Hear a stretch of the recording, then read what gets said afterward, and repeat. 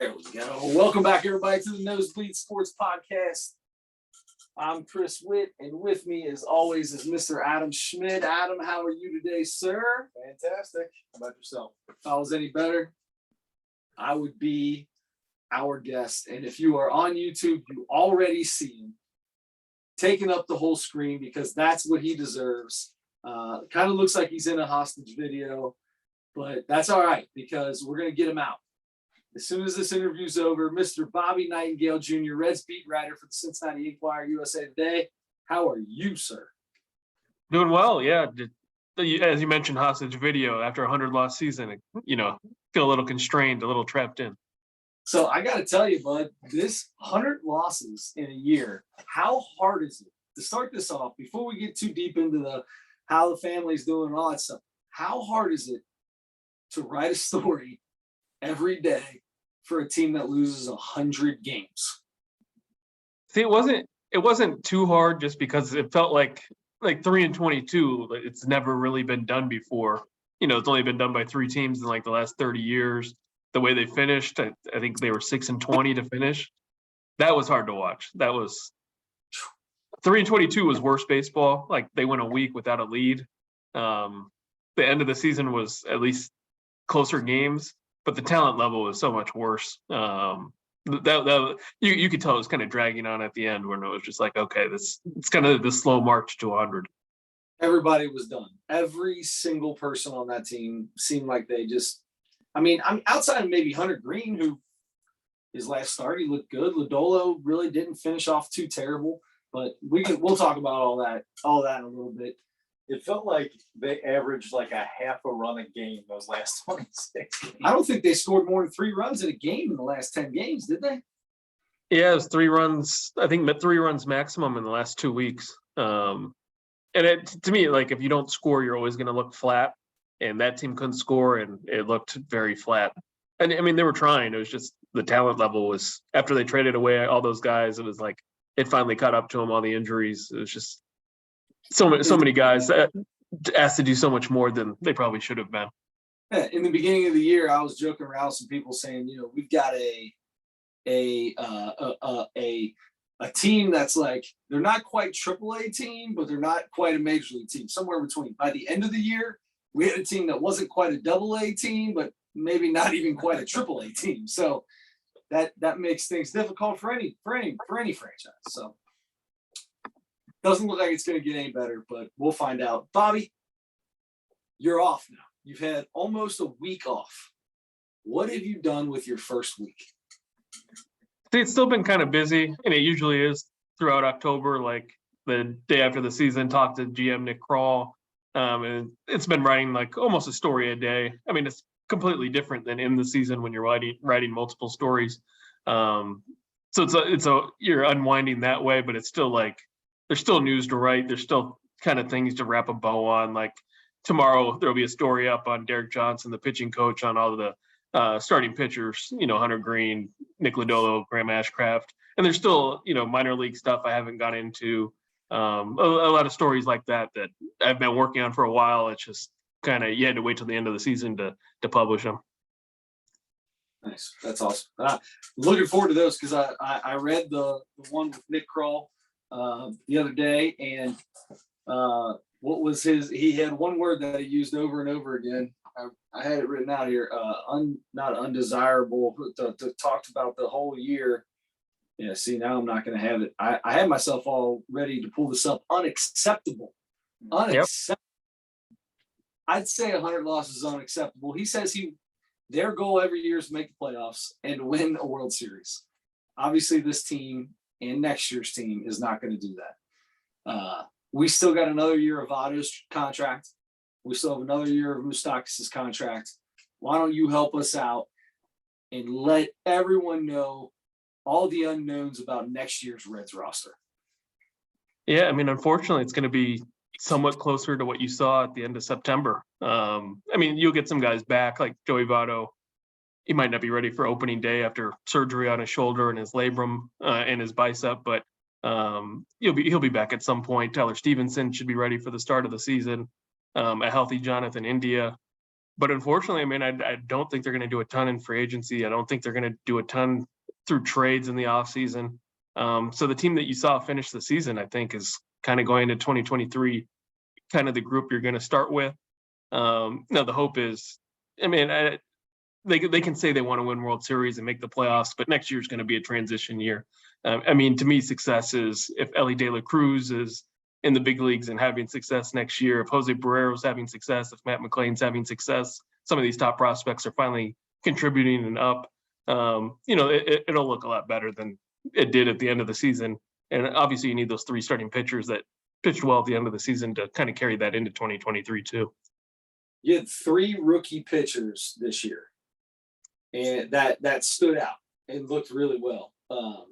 Ashcroft, Hunter Green, and Lodolo. That's obviously going to be what the core of that pitching staff is going to look like for the next, hopefully, 6 years, and they continue to get better. Outside of them, is it going to be just a plethora of minor league talent, or is there somebody that is ready to make that is good enough to be a major league talent that can support them next year? No, it'll be prospects to start off. I mean, if they were ready, they would have came up at the end of the season. I mean, they were starting guys like TJ Zoik, Espinal. They're starting some guys that, they got up for the first time in a long time and had a chance to pitch, but it wasn't like those guys are the core of your future. Chase Anderson, he's a free agent. Maybe he comes back. He really wants to come back. So, maybe a small minor league deal or something could bring him back and let him compete for a position. But you're really counting on a lot. Like Luis Sessa finished the year in the rotation. He'll get a chance to do it again.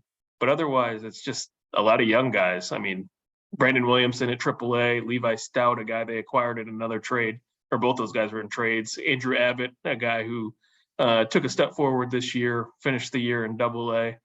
Christian Roa, another guy who finished the year in AA. Maybe those guys can take a step forward early in the season. Maybe one of them has a super strong spring and earns a spot out of camp. But you're kind of waiting for those guys to kind of fill in. I mean, you don't look at Chase Anderson or Luis Sessa as guys that are 2-3 years down the line are going to be in your rotation.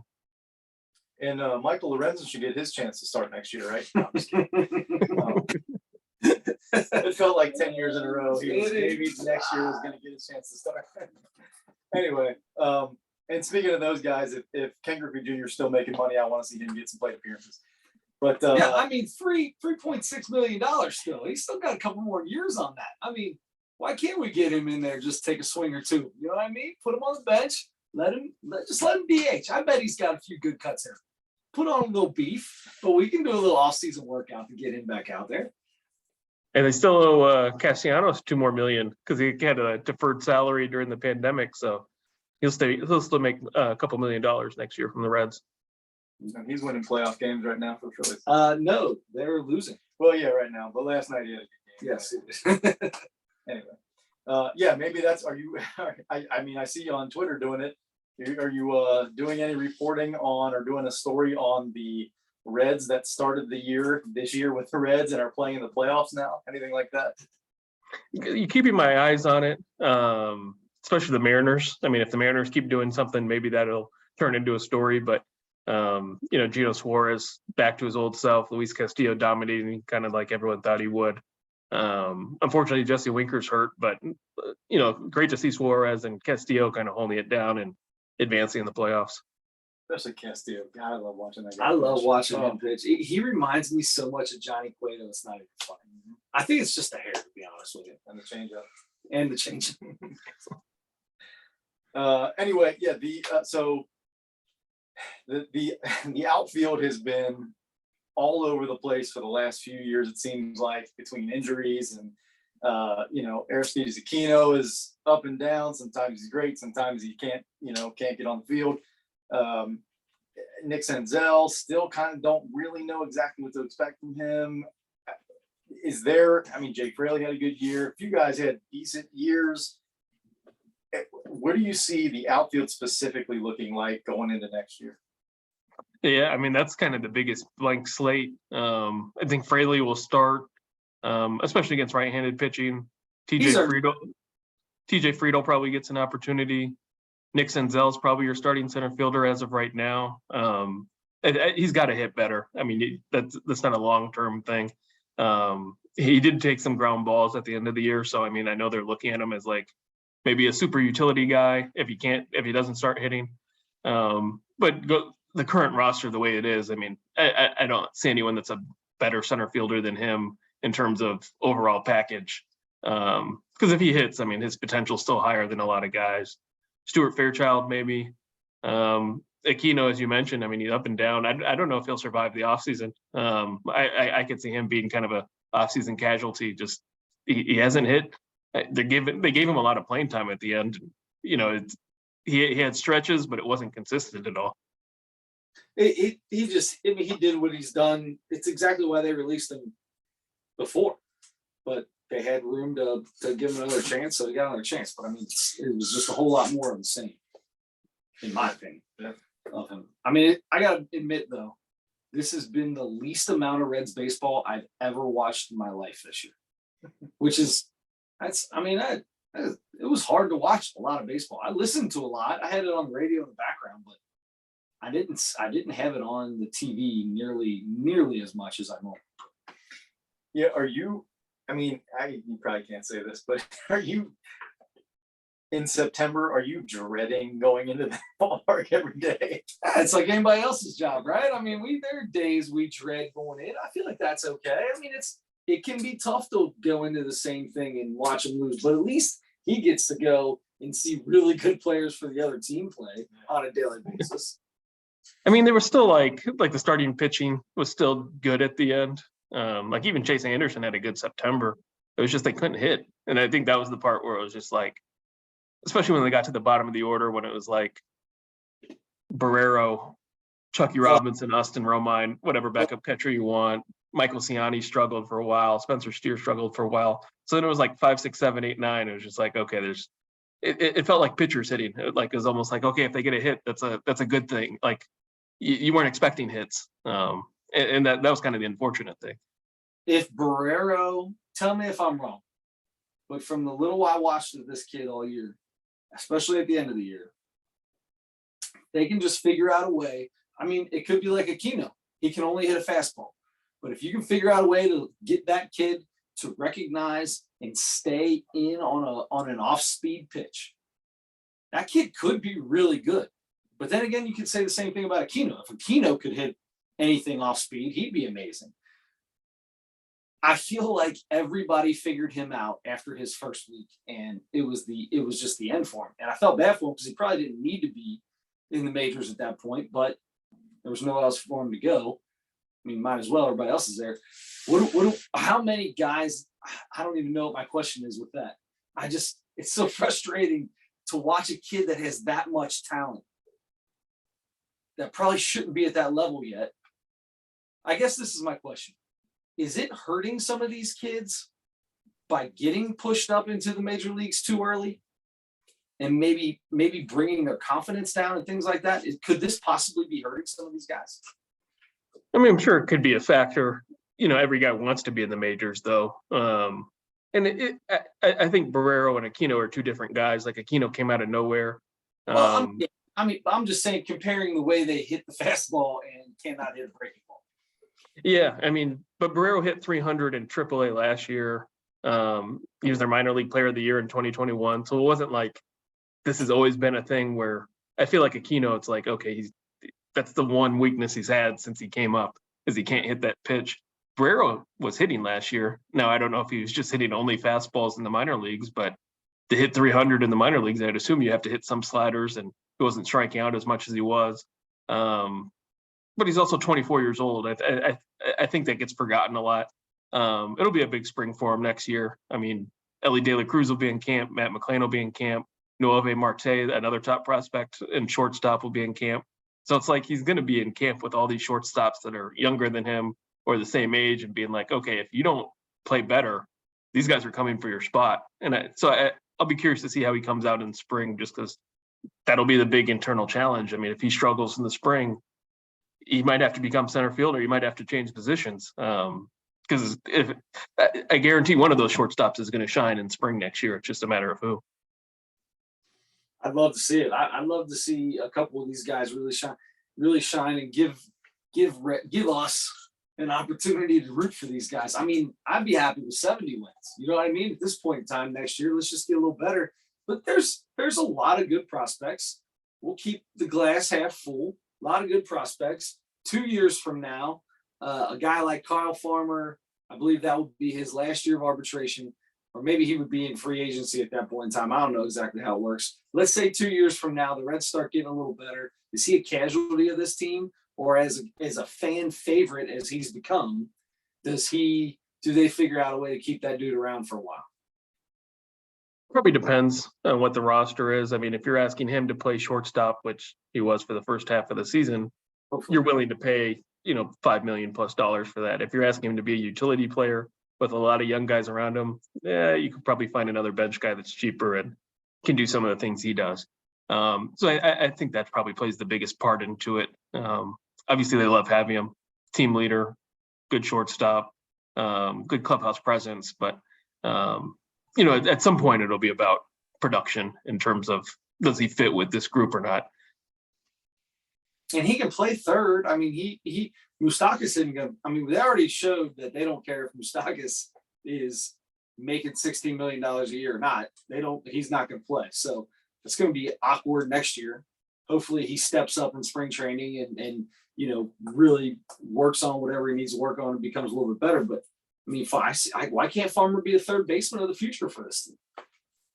I mean, could be. I mean, I don't know, third baseman of the future, just because I think he's 31 or 32 right now. So you're looking at 34, in a couple of years when other guys around him are going to be 24, 25. So, I mean, I could certainly like the third baseman in the next few years. I just don't know long term. Like, he's not going to be around as long as Jonathan India, Tyler Stevenson, those guys. Jose Burrow will be the third baseman by then. Burrow, yeah. So, speaking of Tyler Stevenson, with all the injuries and everything that this poor kid has had to endure over the last couple of years, is he the first baseman of the future for this team? I still like him at catcher. He's a great catcher. He really developed as a catcher over the last 2 years. But with the injuries that keep coming up, can they keep him back there? See, I think they're all freak injuries, though. Like, it wasn't like if he has more concussions, that's the one thing that would make me, okay, another concussion, move him to first base. But a broken collarbone on a foul ball, that's bad luck. A broken finger on a foul ball, or broken thumb, I think he had, bad luck. The concussion he had came from Luke Voigt running into him. It wasn't like he got hit by a foul ball and that gave him a concussion. So I still feel like there's still something there. I mean, if as him at catcher, he's probably top 5 hitting catchers in baseball. If he played a full season, if he was healthy, did what he did, does what he does in the lineup right now. You move him to first base, he doesn't hit for a ton of power. I mean, he's talking about a guy who hits 15 homers a year. Maybe he hits 300 at first base, but that's like Sean Casey. That's not. Sure. You're talking about a top 5 catcher in baseball versus Sean Casey. I mean, I would take the catcher. Yeah. I take Sean Casey over everybody forever. I agree with that. No, I guess that makes sense. Where his productivity is, what suits better at the catcher's position. His best value is at catcher as a good hitter, right? Yeah, I mean, if you hit for more power, that'd be the thing that changed my mind. But like Joey Votto in his best seasons is hitting 30 homers. If Tyler Stevenson isn't hitting 30 homers, he's not going to get on base like Joey Votto does. Like you're already talking about a guy who's lower value there. Yeah. Okay, so the hardest part I had keeping up with this team all year was what seemed like a revolving door in the bullpen. The names that came out sometimes, I check your Twitter during a game or something, and it would say so and so came in. I'm like, I have never heard this guy's name in my life, and I try to keep up with the Reds. But I mean, are there? It seems like there are a bunch of injuries there too, with guys possibly coming back next year with like Lucas Sims and TJ Antone and guys like that. Is there anybody that's like solid, like definitely coming back in the bullpen? Is this a wipe everybody out and start over? I guess Alexis Diaz probably would be a guy, but anybody else who's like, definitely this guy is gonna be in the bullpen because he's, valuable there. Yeah, I mean Diaz for sure. He should be the closer, I think, of the future. Especially seeing his brother. I mean, I think the bloodlines there that translate. You saw him in big moments. He didn't feel the pressure. And Antone will be back. I mean, he's been throwing. Lucas Sims, Tony Santillan, so that makes 4. Not all those guys coming back from injuries are going to be their old selves, I'm sure. I mean, just kind of the nature of the beast. Buck Farmer, he finished the year strong. I think he probably has a role next year. Trying to think who else. I mean, that's probably the main 5, I would think, and then you kind of build around that group. Yeah, and maybe if Luis Sessa doesn't get a starting role, maybe somebody like him is in there. Yeah, for sure. Yep. So, what's your favorite? There's a lot of good names, right? Buck Farmer, the one guy, whatever his name is, Zoit or something like that. What's the best name on the red? When you're writing a story, you want that guy comes in the game. You're like, please do something good so I can continue to write about him. Yeah, I'm trying to think now. I love Buck Farmer. I feel like that dude he belongs either at first, third, or that big giant reliever that comes in. You know what I mean? That's I like the Ian Gibaut name, like Gibaut, like the Cajun. Yes. You don't see that a ton. Yes, that's good. That's good. Funniest beat writer while you guys are all up there sitting around. C-Trent's probably the most quick-witted, I would say. Yeah. I saw him. He was with Votto at the Elder Muller game a couple weeks ago. Oh yeah. Mm-hmm. There you go. Yeah, I'm trying to think of a similar question to that. Fun question. I'll take care of this. What else? Yeah. What do you got there? You're the C-Trent. But it's like everyone has their own roles. Like Mark Sheldon's like the pop culture king. Charlie Goldsmith's like he makes me feel. I'm only 31, and he makes me feel like I'm 50. Just like the kid references he makes, and it's like, oh wow, this kid's way younger than like a different generation than all of us. So how old is he?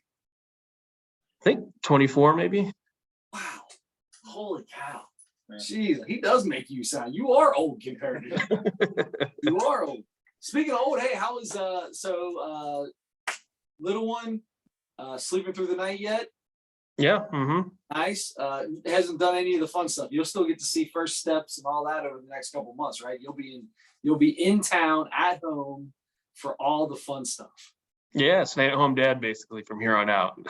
Nice. That's so awesome, dude. Congratulations. That is going to be so much fun. So a lot of time that you can recoup from your time being on the road here recently. Yeah, and like you mentioned, you hopefully see the first steps, first words, all that type of stuff. She's crawling, but other than that, kind of waiting for everything else to hit the fan and break the house and everything. Once they start crawling, man, that's whew, boy. They start getting quick. You gotta have your eyes out then. It's easy when they aren't crawling. You just sit them somewhere and they don't move. Once they start crawling, it gets bad. First word is Castellini. Are you gonna be really?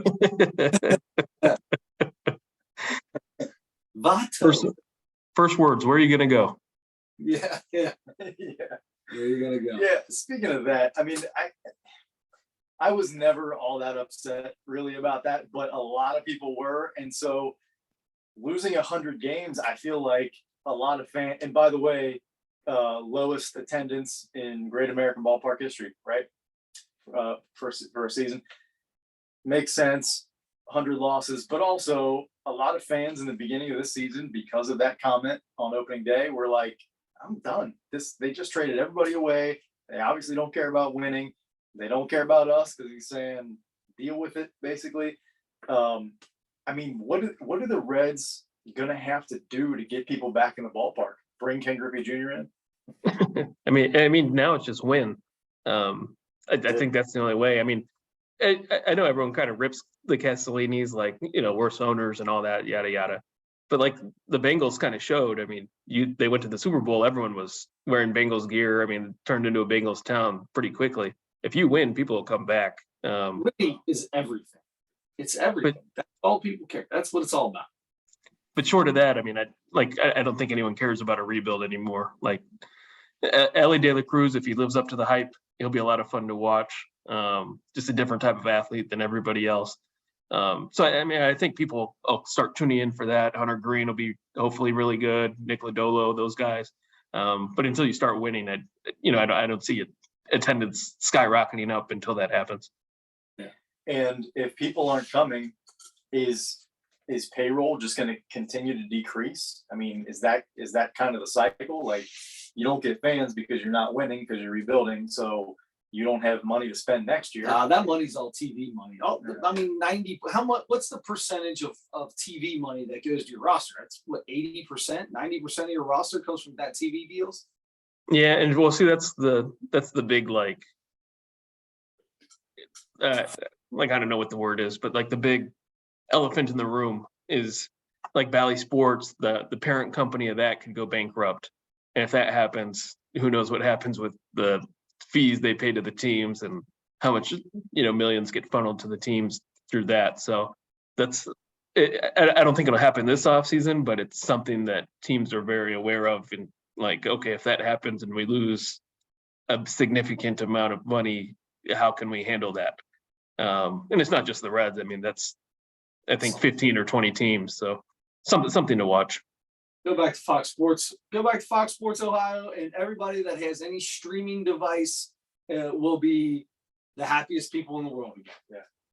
Yeah, I didn't get to see any games at home because I did not have Bally Sports. I log into my dad's login, so Yeah, that's the only way I can get it. I think you're right about the TV stuff, but isn't that what Phil Castellini was kind of or whoever's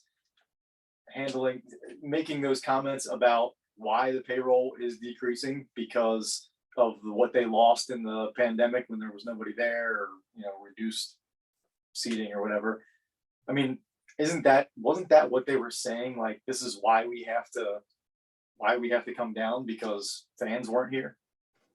I mean, they did. I mean, they said they lost, I think, 40 or 50 million during the 2020 season, and then probably less than that in 2021, but still probably a loss. And then you look at record low attendance, I'm sure that doesn't help matters. But at some point, I mean, it's on ownership to kind of break the cycle, right? I mean, when you're in a rebuild, I don't think you have to have a payroll that's 150 million. I mean, you're waiting for your prospects to come up. That's kind of the reality of it. Obviously, you'd love to sign free agents, but the ultimate matter is you're building around this group of young players. At some point, you have to let them kind of take the reins. But that's the big question. I mean, when those guys are up and there are holes on the roster, will they sign the free agents necessary to, if you need a fifth starter, will they sign a fifth starter? If you need an outfielder, will they sign a starting outfielder? I understand fans that are skeptical because they really haven't shown anything different in recent years. I mean, they went all in 2020. The pandemic hit and they retreated immediately, and 3 years later, you're in another rebuild. So unfortunately, that's just kind of the reality. That just goes to show they're nervous about their money, right? I mean, any small market team, when you decide to go all in, that's kind of your moment, right? You see Tampa Bay does it every few years, and a lot of teams do that, right? So I feel like 2020 they went after some key free agents. They did what they needed to do to try to make that their year, and bad luck happened, and they lost a bunch of money the next year, and all the other stuff with COVID. So I don't feel like I don't trust them to, when it's time, spend money. I think they'll spend it when it's time. I think they're going to wait until it is like right on the fringe of being time. They're not going to do it early, but I don't not trust them personally. I don't think. I mean, I think the last time, like 2020, the rebuild wasn't going well, and it was like, okay, let's trade prospects and let's sign free agents and just trying to win that way and kind of short circuit the whole thing. And I think that's what kind of screwed them up. I mean, you look at basically the core they have. I mean, Hunter Green, Nick Lodolo, Jonathan India, those guys are still from the last rebuild. I mean, they're first round picks, top 10 picks. Those are guys that should have been helping the 2020, you keep the 2020 team there, kind of keep building off of it. And those guys come up on their own and kind of help supplement the whole thing. Instead, they tore it down. So, I mean, that's where the lack of trust is when you do another tear down. But, if you're going to stick, to me, it's like you try to short circuit it. You try to do all these different things. If you want to do a rebuild, stick to just stick to one plan now. I think that's the most important thing versus keep doing it. To me, it doesn't make sense to sign 8 free agents this offseason to high salaries, and then you end up losing money and then blowing it up again. I agree. I'm with you on that. It didn't make sense to sign the few that they signed before this past season. You mean Mike Minor? Yeah, I'll say his name. Yeah, it's exactly right. And you get rid of who did they not sign? Was it Malley? And then they turn around and they pay another guy $7 million or $12 million or whatever it was, and it's like those things don't make sense to me. But that's and so besides that, they let a couple of the assistant coaches go, and then they said David Bell's safe for another year, right? Yeah. I mean, is there anything? Did Delino DeShields not coach first base well? I mean, why did they let those guys go? And I mean, I have no problem. I don't care if David Bell's here or not. This team is what it's going to be, I think. But is there any? I mean, normally you lose 100 games, the manager's out, right? Oh, David, but David Bell's going to be here until they turn it around. Once they turn it around, he's gone, and they'll hire somebody else to coach the better team. Yeah, they're not. I mean, I feel like David Bell's just here because he's just a spot to fill. What's the point of hiring somebody new when you're this bad now and you're going to be that bad next year? What's the point of hiring a coach now? I'm sorry. The question was for you, not for me. Like speaking of Delino, like he's the infield and base running coach. The infield defense was terrible this year. Base running, they haven't been a good base running team. Part of that's who's on the roster, but they haven't been a good base running team for years either. So I think it's just different voices trying to see what works. David Bell's in the last year of his contract coming up next year anyway. And it's almost like, okay, you're not going to have a great roster underneath you. Show if you can get the most out of these young guys, and that'll be the chance to determine whether he's the manager of the future for a while or if next year might be his last year. So I think that's what it comes down to is, one, the team's going to look a lot different. I mean, you're going to have a lot of young guys. It's less about managing 31-year-olds trying to win a World Series versus 24-year-olds trying to get used to playing in the major leagues and having success and their first time up. So I think not that priorities shift, but I think it's a different style of coaching. 100%. Yeah, I agree with that. Speaking of infield being terrible, is this a fluke year for Jonathan India? Is this that noted sophomore slump that these guys have? I think I read something you wrote. He's like the second worst defender at second base in Major League Baseball. Yeah, I mean, just not a good year for him defensively. Our arm isn't great and range isn't great. It's one of those. If he comes into camp next year, great shape. It's not like he's young enough to kind of reverse that and improve defensively, but it's one of those concerning things. I mean, if he's keeps struggling at second base, I mean, you kind of almost have to find a different position for him, especially there's no, less extreme shifts next year. You can only have guys on the infield dirt and 2 guys on each side of second base. So that's going to make range more important. It's going to make throwing more important. So you're going to have more athletes in the infield. So that's an area where he has to improve. How do you feel about the shift rule going into effect next year? I mean, I think you had to do it. In a perfect world, I think you say, okay, hitters, just figure out how to hit the opposite way and wait till it cycles through. But at some point, it's hard to watch left-handed hitters ground out to guys in shallow right field every time. I mean, it's just at some point you have to create more action. I know pitchers hate it, but I get it, but I am one of the like baseball purist guys. I hate 7 inning double headers. I hate your ding dong standing on second base just because it's extra innings. Who did not? What he did was made the last out. Congratulations, you made the last out. I'm going to reward you with putting you on second base. You get a double. And you get a run scored if you score. You can go 0 for 6, not have a walk or hit by pitch, and have a run scored. It's ridiculous. Besides, that's gone, which makes me happy, right? That's not coming back next year. I don't think so. No. Right. No, but if I am a manager and I know that this guy is going to hit a ground ball to this spot, if I throw this pitch, this count, I can put somebody there to make. I can maneuver my defense. I don't understand why guys can't use the shift thing. It's not slowing down the game, and in any way. By the time they throw the ball around, they're back at their position. I don't understand why that is something that everybody is so up in arms about. Well, you want offense, right? Like you feel like guys are striking out too much. Well, that's not causing anybody to strike. Your shift isn't causing anyone to strike. Isn't causing them to strike out too much. But it is like trying to change their approach at the plate. Okay. Like Joey Votto, he often says, like the guy in shallow right field, if you hit a ball on the ground that direction, almost 90% of the time is an out now. Even if you smoke it into shallow right field, which used to be a hit, for the first 10 years of his career, now it's an out. So if you can't hit it on the ground, you have to start hitting it in the air. So you're starting to swing for homers naturally. And if you're going to do that, you're going to strike out more. You have to change your approach. And a lot of left-handed hitters have to do that if they're pull heavy, have the shift guys on them. So I think that's the biggest part. I mean, I think you're going to see lefties get more hits next year.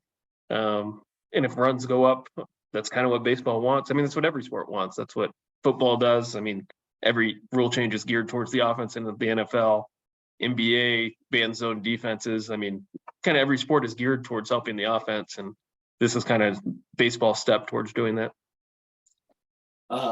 So how much do you get? You never really get to, I guess you don't ever listen to the Reds games ever because you're at every game. So this question may not mean anything to you and you may not have an answer, but is Joey Votto the next in-game, what do you want to call it, broadcaster for the Cincinnati Reds? If he wanted to do it, who would say no? I didn't listen to every game he was on, but a few, he was good. I thought he did a great job. Were you ever in the booth with him at the same time? No. Radio? Who asked better questions? Brantley or I don't even know. Yeah, I wanted to call him Marty Brennan. What's his name? I can't even remember. That's how little I watched this year. Jim, whatever his name is. Tommy Thrall. Tommy, there you go, Tommy. Cowboys it's just different. Like Tommy's more, he's a play-by-play announcer. He's gone through the minor leagues, came up that way, but Brantley just has that different, he watches the game differently. I mean, just his observations are different. Former closer, former major league pitcher, but he's so on it. Like he predicts things. He's like, watch this. If he throws him a slider here, he's going to get in trouble. And the guy homers off the slider. Just really good at picking those things up that I think, it made him a successful pitcher. And it's just other people don't see the game the way he does. I do enjoy listening to him, but I'll tell you what, talk about it. Somebody that would be good at that is Joey Votto, because there's nobody that sees the game like Joey Votto sees the game. Yeah, if he wanted to, all the money he's made in his career, I don't know if he'd. I think he likes being the guy who shows up and does it versus you have to be here every day at a certain time. I think he's a great spot starter. Yeah. Speaking of that, let me ask you this: do you feel like he would have been valued? Now, he made a lot of appearances doing stuff. It was nice that he walked around the stadium the one game and talked to fans and everything. But he was, he was in the booth sometimes. He was doing other stuff. He was out doing other stuff sometimes. Wouldn't he be more valuable in the dugout, in the clubhouse with those guys every day? Especially with the young kids? Yeah. I mean, I felt like there was a little bit of, it's cool to see him getting out and enjoying the end of his career doing different stuff. But I also feel like he could provide some value just by being there talking to guys. But it's also part of when you're hurt, you're like, not to say you're not part of the team anymore, but it's like you're not around anymore. Your role diminishes. I mean, not saying he's still in the clubhouse before games and after games. He could still talk to guys whenever he wanted. I mean, talked about it on the broadcast, not like he can't go down and say the same thing to guys afterwards. But it's just like most guys when they're hurt, if they're not rehabbing in Arizona, if they're still with the team, it's just like they're not, to me, it's kind of diminished. Just because it's like you're not truly in there, you're not paying attention as hard as you are if you're in the game, competing at bat to at bat. Gotcha. Well, Joey Votto, fantastic career. How cool was it to get to see Albert Poole? Did you get to interview Pujols or anything like that in his last little round through? Did you get to talk to Mr. Pujols? No, I didn't. Yeah, I wish I would have, but I did get to see, I think 698 in Busch Stadium, and that was probably one of the coolest moments of the year. I mean, just the crowd was going nuts that entire that last weekend series in St. Louis, like standing ovation for every at bat. It was pretty cool to see. Yeah, I'll be honest. I was kind of rooting for the Cardinals in the playoffs. I just wanted to see those guys get to play as long as possible. I picked them to win the World Series just so I can see Albert Pujols get one more World Series. I mean, I hate the Cardinals, but you can't not love Albert Pujols. Yeah, and you can't not respect Yadier Molina too. I mean, it's both those guys deserve a lot of respect. But last thing. Did you get a chance, Bobby, to figure out your 4 favorite Disney songs? I did, yeah. Yes. All right, so you've got a young daughter, so you probably don't know any of the new stuff, right? So I expect yours to be a lot of 90s references, early 2000s maybe coming out of you. Do you want to start us off, Mr. Nightengale? Oh, by the way, which we haven't said this entire time, Bobby Nightengale Jr. on Twitter, right? Or is it just Nightengale? I can't think. What's your Twitter? Nightingale Jr. Yep. At Nightengale Jr. Great follow. Every Reds fan should be following this guy. Do you have a blue check mark yet? I do. I had a Thanks for the inquiry. Yep. Just gotta say, we've got a couple guests that have blue check marks over here at the Nosebleed Sports Podcast. That's my claim to fame now. The Blue Check Podcast. Yes, the Blue Check Podcast. I like that. That's gonna be good. You can only be a guest if you've got a blue check. I like that. Anyway, so go ahead. So your young child probably you haven't started watching any Disney yet. You obviously watched some as a kid. What is your Mount Rushmore of Disney songs?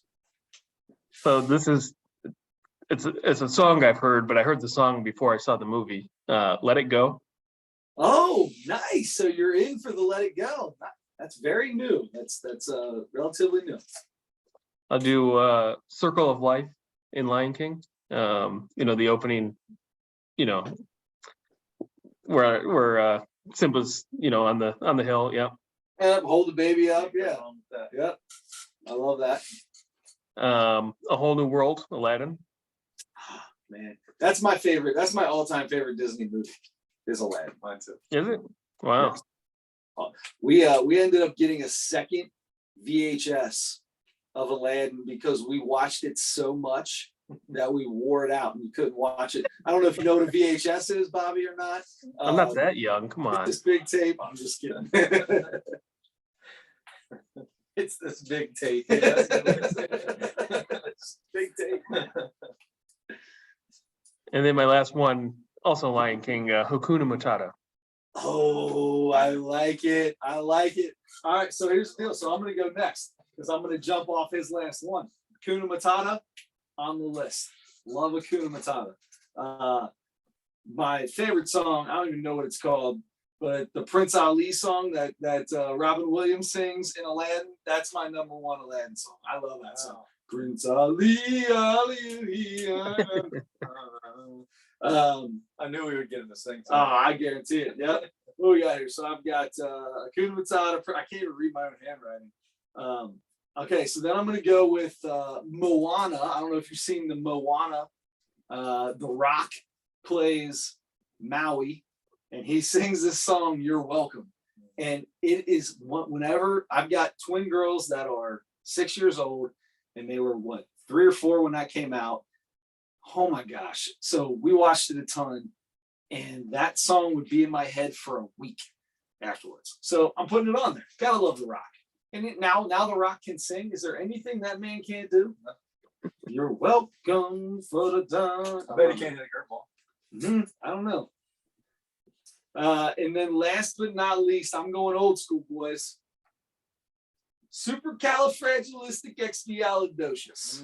Okay. I'm gonna Real go back to specific. the old Miss Mary Poppins. It was between that or a Spoonful of Sugar, which another one. Phenomenal song. I left that off. I love Spoonful of Sugar. Helps the medicine go down. I love The Circle of Life. Left it off. And I love what was the other one? The other Aladdin song, Whole New World. You gotta love Whole New World. Absolutely. And that I'll jump off of that because A Whole New World is absolutely number 1 for me. There you go. I almost Prince Ali barely missed my list. It's number 5. Number 5. Because I put and I could even probably make it 4, but I'm going number 2 is Beauty and the Beast, the song Tale as Old as Time, some people call it. Tale as Old as Time. That's the See, one. it's too slow for me. That's why that's A Whole New that's World. exactly why I like That's his jam, dude. He is such a what kind of Sappy music is guy. that? What kind of music is that called? It's beautiful, maybe. Beautiful. I'm Like gonna call it beautiful. name your top 3 favorite artists for Bobby right now of that kind of music. Well, Of Just- your just- type of just- music. Yeah. The slow stuff from Earth, Wind, and Fire. This is what I got to deal with. Luther Over here. Vandross. He's like 60 years old. I'm 60 years old over here. A Whole New World, Beauty and the Beast. I'm staying with Beauty and the Beast and going Be Our Guest. Oh, good. Be Our 'Cause Guest. I love Be Our Guest. I feel like that's the best Beauty and the Beast song. Okay. Be our guest, be our guest. Put your love to it. Love it. And then I'm gonna throw in Colors of the Wind from Pocahontas. Whoa. The beautiful Once Vanessa again, Williams. I Another just slow love song. the Lots of slow ones in there. The colors of wind. There you go. I should be, man. I tell you what, I missed my call. I should have been on American Idol. I'd have been one of the As a bloopers. judge? It would have been a blooper. I would have been one of the bloopers on American Idol, but I could have been on American Idol. Oh Lordy! All right, Bobby. Well, we've kept you up well later than you should ever let us keep you up for, and I can't tell you how much we appreciate every time you come on. Spring training is, right around the corner.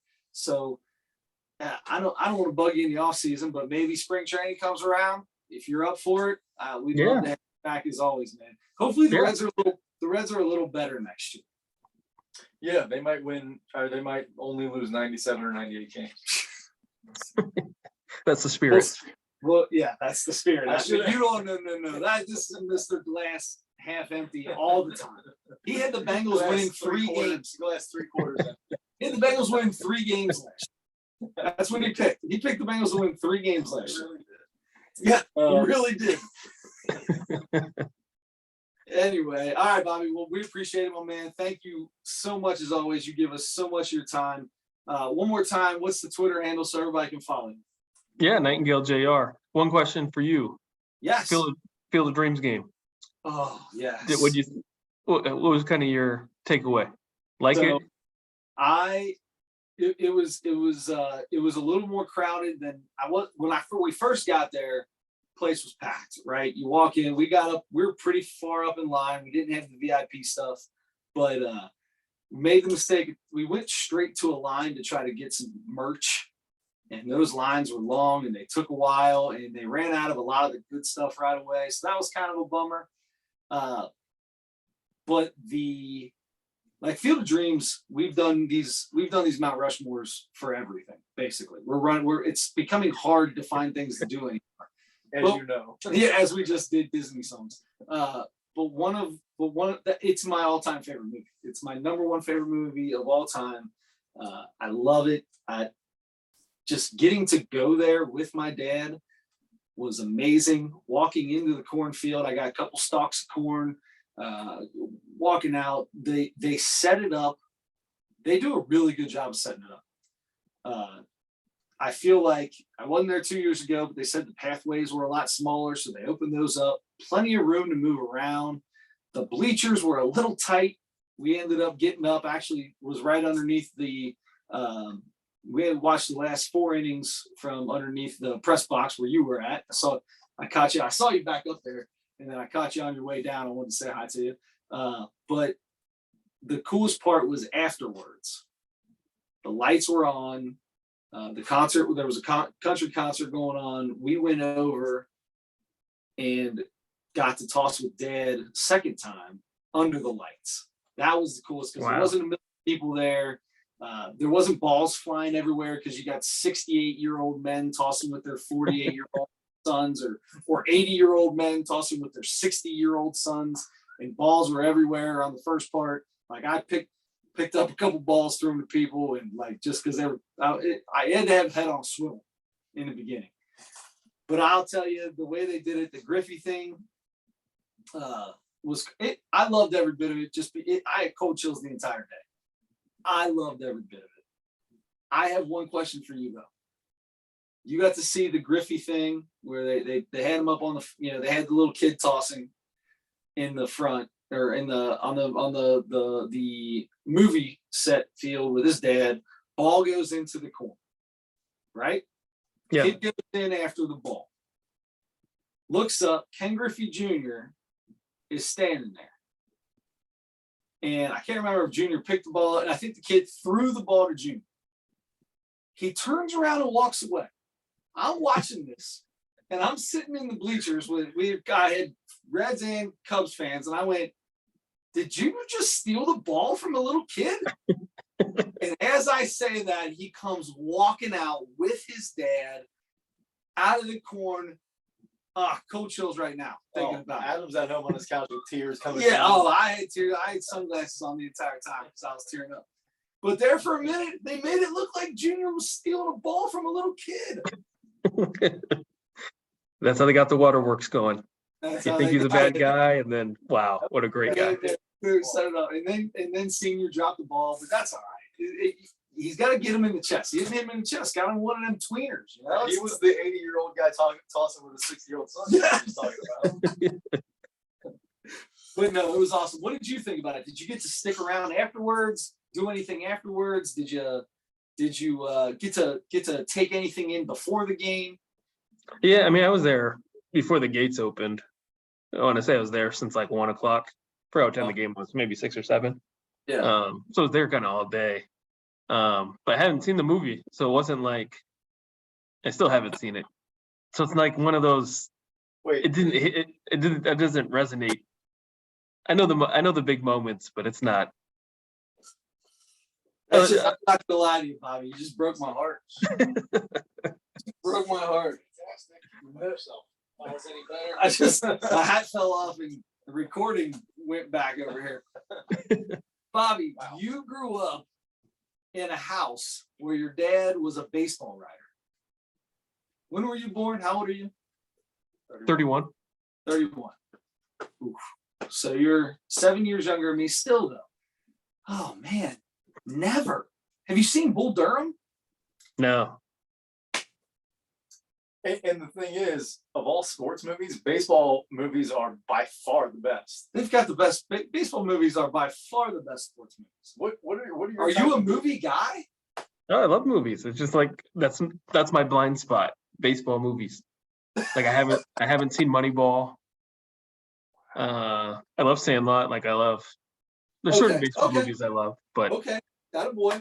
Love Sandlot. What, Rookie of the Year? Yeah, Rookie of the Year is a good one. Okay. Doing back all the kid baseball movies. That's totally fun. I'm totally at least he's coming back into the good graces. What was the one with the it's like he becomes a pitcher, he goes from coach to pitcher, high school coach. The Rookie. Texas. Yeah. Another Costner movie. Yeah. Was that Dennis Quaid that did The Rookie? Yeah. Oh. That was a really good one though. 61, big fan of that. Mm-hmm. For the love of the game. I mean, I wouldn't say I love it, but it's a good one. Yeah. What's the one with Bernie Mac? Three, Mr. 3000. That one's funny. What about Angels in the Outfield? That's another Yep, good of course. Yep. Major League. Major League. Any of the major leagues? Yeah. See, like a long time ago though. Like I couldn't. All right, well, let me tell you, out of all those movies, if you're a movie guy and you like movies, Yeah. the best movie out of all of them, by far, is Field of Dreams. By far. It's not even close. They're the best. It's the best movie. It's the coolest movie. Anyway, brings me to tears 3 times at least every time I watch it. We'll send you. I'll send you my old VHS tape. Exactly. I might have it on Betamax as well. If it makes you feel better, I read the Wikipedia like synopsis before I went to the Field of Dreams game. So you've seen it. Never mind. So you're good. Basically seen it. I got the cliff notes of it. There you go. Oh, that's awesome. All right, Bobby, we've kept you up too late, man. Thank you very much again for everything. At Nightengale JR on the tweet box. You can catch them on Cincinnati.com or the app. Pay the money. I don't know what it is for just the online subscription. I get the whole week. Well, not the whole week. Heaven forbid they give me a Saturday paper all of a sudden. One of the few days that I can actually sit down and read the paper any time of the day, and they take that paper away from me. I guess I'm just an old man. It's the only reading I do. But if you're in Cincy, get on the Enquirer, check him out. As always, man, we appreciate it. Yeah, my pleasure. Hopefully talk to you guys soon. Absolutely, man. Thanks again. Bobby. See ya. See you, buddy. All right. Bobby Nightengale. There it is.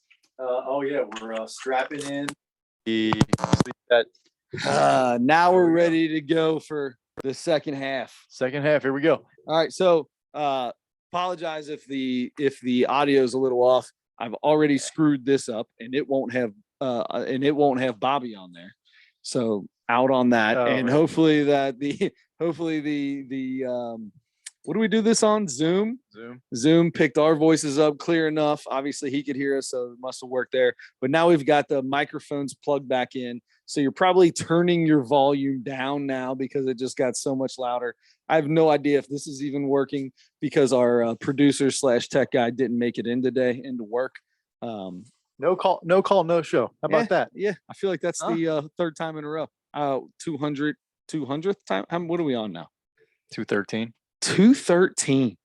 213. It's a little more than that, but we're just going to make that the official number because the original stuff that we did there for a while, we'll just call that a wash. This is number 214. Number 214. First off, I'd like to say, Adam Schmidt, congratulations on 213. 200. This is 13 and a half. 213 successful podcasts. And the jury's still out on this one. Yes, jury's still out on this one. So we'll find out. I mean, Bobby was on it, so it's going to be great. I'm interested to hear what's going on. It took 213 for this microphone to fall off. Did your mic just fall off? It's just sliding off. That's all right. Here, I'll fix that. You get us into the next segment. All right. So we are good. Thank you again to Bobby. Love having him on. We are going to jump into, we're going to do 2 segments at one time to save some time here. And, but it's still going to be just as much fun as we always have. And that is the Reese's segment where we taste a Reese's product and rate it and talk about it. And pretty soon the folks at Reese's are going to be sending us all of their products, I would assume, so that we can get the rest of them. We may already be done with all their products. Can I tell you this? Been traveling the last couple days throughout the country. Actually just through 3 states, actually, Ohio, Kentucky, and West Virginia. And many gas stations on my way through. Stop at a lot of places because I like to get out and stretch the old legs, buy water, do whatever. My all-time favorite Reese's is the Outrageous bar. Mm-hmm. Can't find it anywhere. I'm telling you, the Nutrageous everywhere. I don't even know if we've had that on the show yet. Outrageous, nowhere to be found. That's crazy. But I think, I mean, there are some things that are like more regional. I'll bet there are Reese's products in other parts of the country that we haven't even seen yet. I'm so excited for that.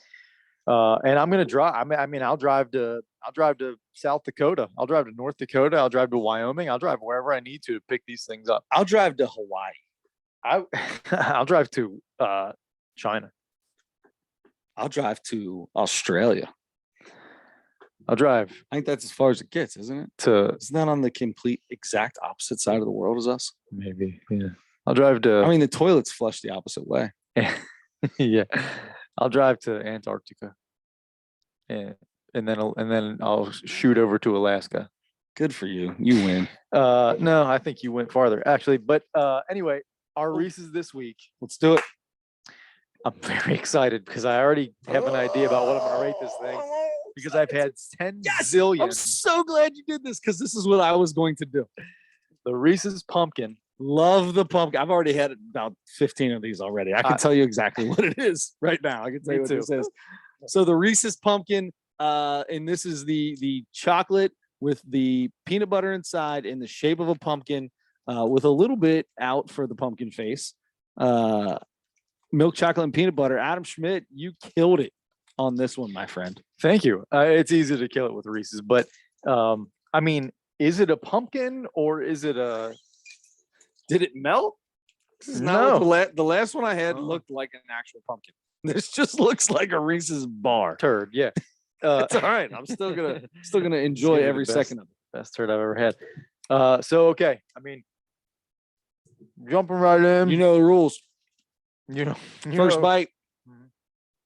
first impression. What's So, your first impression? Me? Oh, yeah. me? The ratio, we usually talk about the ratio of peanut butter to chocolate to peanut butter is big cup-esque in this. Not exactly the same, but there's more peanut butter in this than the regular peanut butter cup. Mm-hmm. And to me, and then there's no other frills besides that. There's no peanuts, there's no caramel, there's no any of the other stuff. Nope. It's the classic chocolate and peanut butter, and there's more peanut butter than normal in this thing. And for that, this is a 9.9. 9.8. I'm going 9.8 just because I think I gave the outrageous bar a 10, and I gave the big couple of Reese's a 9.9. So I'm just putting this a touch under it. 9.8 doesn't get any better. You know my favorite part about like Christmas Reese's or Halloween Reese's or Easter Reese's is they're fresh. And when you go to the store, they're always like they're a little fresher. Like the chocolate's a little better. The peanut butter is just a little mushier. It's oh my Because they're god, seasonal. They're gonna make them per season. so good. Now, sometimes you might find the Reese's egg year round now, I feel like. But similar to the pumpkin. And there's really nothing better. Well done on that. Well done on that, my friend. I thank you. All right. So that was quick. We can jump now into NFL picks.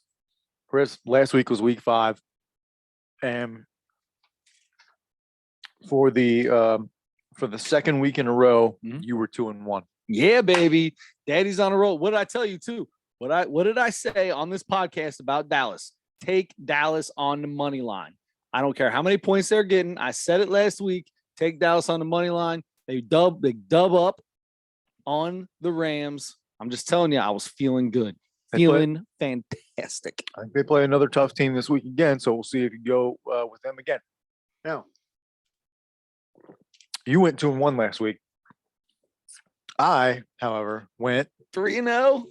0-3. That brings my record on the year to 2-10. Adam Schmidt once again, absolutely killing the pick'ems. Am I over 500 now? You're at 5-7 now. I'm 5 so I haven't made it to 500. So I've got to go. I need a 3-bagger. Well, I need a 3-bagger just to catch you. I'll be 8-7 And you if I need get a a- 3-bagger. Yeah. But you're trending in the right direction, and I am a pathetic pile of horse biscuits. There you go. I've never had horse biscuits. Adam, Oh, let's so go. good. Put a little butter on them and put it.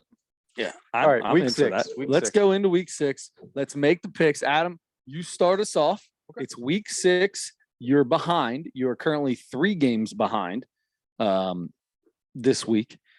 What, and this is coming off the ESPN app on Wednesday before the games, because we record on Wednesday. No rhyme or reason why we do it, but that's just the first thing that pops up. That's the first way we did it a few years ago, and that's how we're going to continue. Adam Schmidt, what are your picks? San Francisco 49ers are a 5.5 point favorite at Atlanta.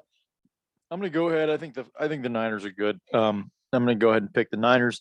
Not going with the road dog on that one, huh? No, they are a road favorite. It's in Atlanta. Or the home dog. Sorry. Home right, dog's home what dog, I meant to say. Yeah. So going 49ers there. Minnesota is a 3.5 point favorite in Miami. Miami is now starting their rookie 3rd string quarterback because Teddy Bridgewater is now out as well. I think I got Minnesota. I got Minnesota beating them by probably 60 or 70. Arizona is a 3-point favorite at Seattle. This is where I'm taking the home dog. I'm going to take Seattle in that game. Gotcha. All right. I like it. A 3-point. Geno, huh? Big Geno fan? Yeah. Huge Geno fan. Yeah. Let's go Geno Smith. Isn't he's still quarterbacking for the Seahawks, correct? I Sure, right? Yeah. All right. So that brings it on to me. First off, best game by far is the 425 game this Sunday. Bills Chiefs. Both teams 4-1. Both teams playing great football. Actually, the Chiefs lost last week, didn't they? When did they lose their first game? No, they won because Travis Kelce scored 4 touchdowns. Oh, that's right. That was Monday night. Which we'll talk about. They won 30-29. Travis Kelce had a killer game, and Devontae Adams tried to kill a cameraman as he left. So we may talk about that later. Maybe not. We'll find out how this goes. I, on the other hand, have to pick 3 games going into this. So you know what? I'm going into that. We're in Kansas City for that game. Buffalo -2.5. I am going to take the home dog. I am taking Kansas City +2.5. I feel like a field goal to win by 1 is what the Bills are going to end up doing, and the Bills are going to win this game by 1. But I'm going to take the Chiefs plus the 2.5. Cowboys, Eagles. You got the, if I'm not mistaken, the last undefeated team in football in the Philadelphia Eagles, and Jalen Hurts at home against a Cowboys team who may have the best defense I've ever seen. Maybe not ever seen. That's a total lie. But Michael Parsons is insane. And this Rush kid or whatever his name is, I'm not gonna mess with that game. Just talk about it for a second.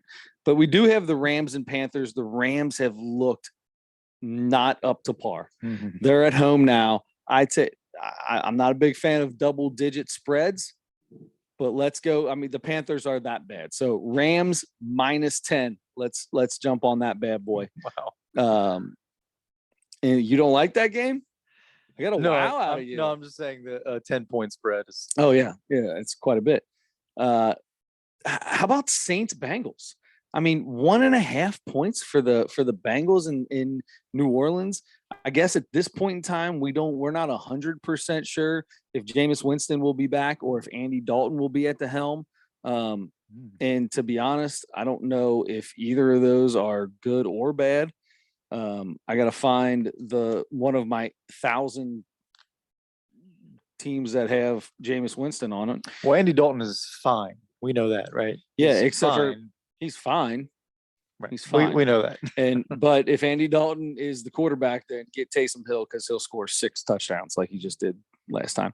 Limited in practice today, so he was practicing. Jameis was practicing. Could change things. The Saints are not a bad team. This is going to be a tough game for our Cincinnati Bengals.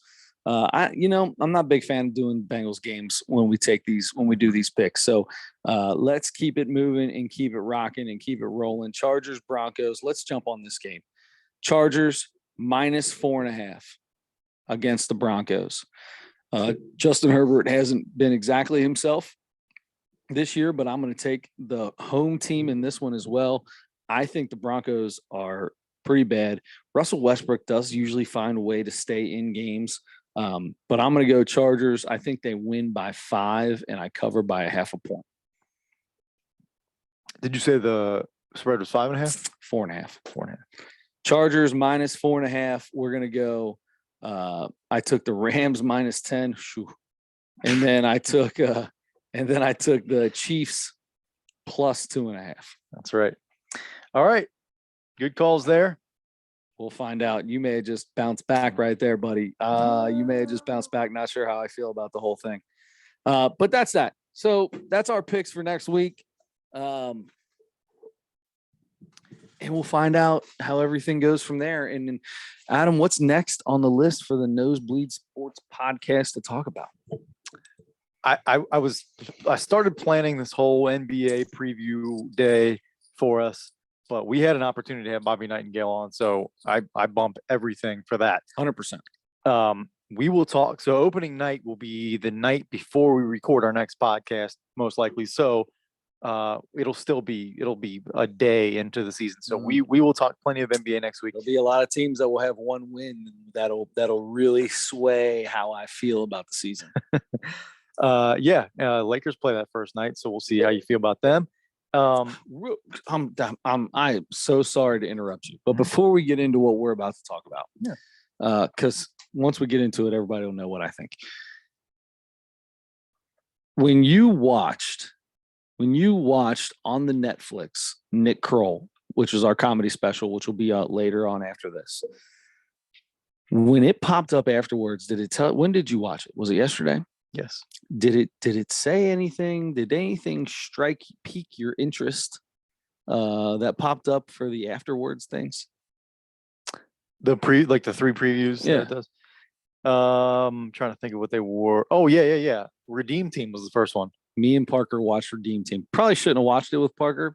A lot of F-bombs, but I really wanted him to understand. Like, I still don't know if it worked. He's poor guy's, he's only in 4th grade, but I really wanted him to understand what kind of work it takes and like how like when you put that much work in and how losing and then coming back and finally breaking through. Like, I wanted him to feel all that.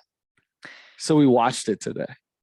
I watched it today. Did you watch it today too? I watched it today and it was awesome. I thought it was great. I liked it. Coach K is awesome. I never realized Coach K dropped as many F-bombs as he does. Yeah. It's every other word out of that man's mouth is an F-bomb when he's talking to the team. Every other word. And I was disappointed because it's not like if somebody gets really upset about something and drops F-bomb, like, okay. His were pointless. Pointless. I'm like, all the time when I hear people talk, I'm like, why are you saying You don't that? need that many. Like, I'll drop an F-bomb here and there and it happens. I mean, But this dude was like, it was like he was purposely trying to throw some F-bombs in there. like he wanted to purposely. be cool or something, I Yeah. guess. I don't know. But To relate. JJ Redick has, he has his podcast, and he said a few times he talked about one specific story where he Coach K was really mad at them in practice one day or something, and he told everybody to get the F out of his face or get something about I don't know, F. Yeah. Called him F faces or something. Yeah. I forget what it was, but he's told that story a bunch of times. But yeah, you actually got to hear it from the man's mouth. 100%. But it was really cool. The coolest part was we're sitting there and we're watching it, and then it was 2007 when Kobe came in. Yeah. And Kobe's talking on the day they're interviewing Kobe about this stuff, right? Like, all these interviews with Carmelo, you can tell, are brand new. They're very fresh. Just happened probably within the last year. And Dwayne Wade and LeBron James and Carlos Boozer, who randomly was outside, like chilling in Miami, it looked like, or something, which is a total Carlos Boozer move. Anyway, His son is one of the best high school basketball players in the country, by the way. nice. So that being said, Kobe comes on and Parker's sitting there and he goes, "Oh my God." And he smiles. And I was like, "What?" And he's like, "For like a second, I thought Kobe wasn't dead." Oh, And then when they come down with the little girl and he goes, "Man, how old do you think she was?" Like, she was like 12 when she died. But I don't think that was Gigi though, right? I Gigi think it was his the oldest. Yeah. Well, the oldest is walking. Gigi was the youngest, right?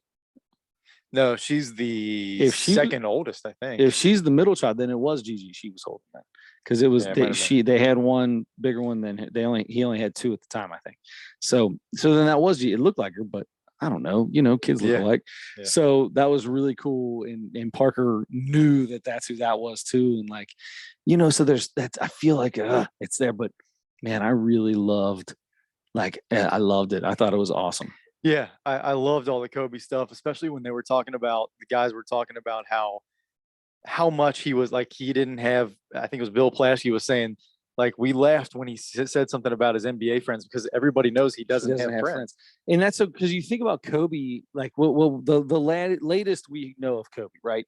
The fanfare, how many people were there for everything for him and talk about him and how, all the greatness of him and all that. And then you go back and you think about it and like, man, when the whole deal went down, when he was cheating on his wife in Colorado, rehabbing, and he was going back and forth during finals games, flying from court or, for the lady that said he raped her or whatever, back and forth. And then like people didn't like him and he didn't make it a point to try to get any better. Like there really was. And I believe he said, what Plaschke or however you say a guy's name, what he said was like, it was like a turning point in his career. Like nobody knew which way this story was going to go at the time. Right. And this really was the beginning of that next Kobe where you got to see that LeBron Kobe. Because I remember when that was going on, all afterwards, they would always show the stuff about LeBron digging on how old he was. They were always like, it was always LeBron making fun of how old Kobe was all the time on that trip. And when they were out there at the Olympics, and I just remember that being a big thing. So, yeah. So it's so cool to see him in a different, that's what is that what changed? Is that where things started getting different? I mean, he was never different. I mean, he still was as far as Kobe. Yeah. I don't know about, some people never liked him at all. Some, like, I didn't like him early in his career, loved him by the end of his career. But as far as some of the relationships he had with other guys in the league, I think that changed a lot. Yeah. And it was so cool. The stories about how everybody went out except him the one night. They're walking in at like 5 a.m. and he's walking out to go to the gym. I'm looking at Parker like, pay attention. Look, this is what I'm talking about. This is what you pay to. And Parker don't care. Yeah. He's not paying attention to that. He's the only one leaving at 5 o'clock in the morning, whatever, to go to the gym. Yeah. They all get back at 5:30, 6 o'clock in the morning, and they see Kobe in the elevator, and he's going to go work out. And a week later, everyme's going out cool there is at that? 5 o'clock in the morning. Well, to except work out. Carmelo. Carmelo straight said, "Look, man, that's way too early, man." I mean, I got down there, but it wasn't 4:30 in the morning. It was like 6. Yeah, but I love those stories about Kobe. It's, that's why he wasn't friends with people. Yeah. It's he told a story a bunch of times about how it's same thing with the Lakers, one of the young Lakers teams or whatever. They were all trying to get him to go out. He was like, "Okay, I'll go out with you guys one night." He said, "But if I do, you have to get up with me and work out in the morning." Yeah. And he said they went out and they got home. They got home at whatever, 2:30 in the morning or something like that. And at like 4:30, he was knocking on everybody's door to go. Yeah, to go that's to the what y'all gym. want to do. Let's go. I mean, you hear about that. I mean, LeBron has had that where, they show LeBron and he's sitting somewhere, and then he's tweeting out in the gym at a certain, different time in the morning. Michael was the one though. Michael was the one that's where this stems from for Kobe, was Michael, right? I mean, Mike was just known. There was not a lot of people in the league that liked Michael Jordan at the time. Yeah. In the league. I mean, people outside, people were huge fans of him. I mean, everybody was fans of Kobe too. I just loved every second of it, man. It was unbelievable, dude. So cool. Yeah. Very, very cool. And there was one part that I just started when they won and all went over to Doug Collins. Wasn't that cool? Oh my God. I never realized all that. I didn't realize Doug I Collins. didn't remember that either. I don't even remember that story. They just randomly put 3 seconds on the Oh yeah, that story from, was it 72? I think 72, 76, something like that. Something yeah. like that, 72 yeah. would have been. That No, was- 76 because 80 would have been the next one. yeah. Oh, I guess it could have been 72. That's another 4 years too. So yeah, it was one of those.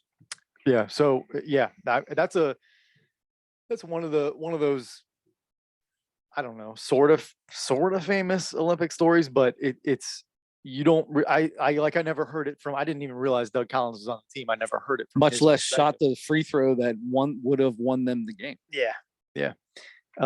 So anyway, yeah, that whole thing was cool. Yeah, the Redeem Team documentary on Netflix. Check it out if you're a basketball fan. But sticking with basketball before we get to the other Netflix thing, one thing, training camps are going on now, preseason games are going on in the NBA, and something happened. Look, we see stuff like this sometimes, and we see stuff, especially like in football training camps, for whatever reason, the first part of the season for people, guys are ornery or something. I don't know what happens, but maybe they realize like, oh my God, this is going to be 5 months that I'm not going to see my family much or something. I don't know what happens with people, but guys get into it on their own teams sometimes. And that happened in the Golden State Warriors, the world champion Golden State Warriors practice the other day. And everybody's probably seen it by now, but Draymond Green and Jordan Poole got into it. They didn't just get into it. Draymond Green threw a haymaker at him and connected, and Jordan Poole got dropped. He got dropped. What was weird is the beginning of the video didn't even look like they were really getting into it. I couldn't even really tell that they were talking to each other. 'Cause I mean, you know that they're talking to each other now, but yeah, I mean, it just looked like Draymond was walking around, running his mouth like Draymond does. it looked like he was like, he walked over to the corner like for the next play or whatever, and Jordan Poole was out of bounds, like Yeah. not even in the play. But Draymond sort of starts walking over to Jordan Poole, and then he walks all the way into and bumps into him, Yep. sticking his chest out and everything. And he bumps him. Jordan Poole pushes him away. Draymond lunges forward, throws a big Superman punch. And and like you said, Jordan Poole went down, and people, went over and helped him up and split the fight up, all that. Yeah. Stuff. So, and by the way, I think Draymond was trying to go after him after that too. He was 100%. It looked like he was he was trying to throw another punch. Like he wanted to beat him up. Never heard the crazy thing. I haven't heard what the argument was about. Yeah, I don't know. The leak came out and he's all pissed off that it got leaked out. Well, guess what? It's gonna. I mean, it is what it is. But can I tell you my favorite part of the video? Yeah, what's that? Obviously, the play stopped. Right, nothing's going on. You can see Steph Curry standing there, back to Draymond Green. His back is to Draymond Green, just standing there. How many of those guys are going, oh my God, just shut up so we can get the next play? Going, shut up. Yeah. Just shut up. I'll And then bet that of a happens sudden, all the pop, time. pop, boom. Yeah. Why do you think that happens all the time, Adam? Would it be remarks that came from the coach later on? No, because Draymond Green is constantly Of course. talking. And sometimes gets himself in trouble and sometimes goes too far. And But it's calculated. He said he's probably the most calculating person he in thinks the so. NBA. He thinks so. But look, he's got a ton of value. I think he's really important to that team. I really do. Absolutely.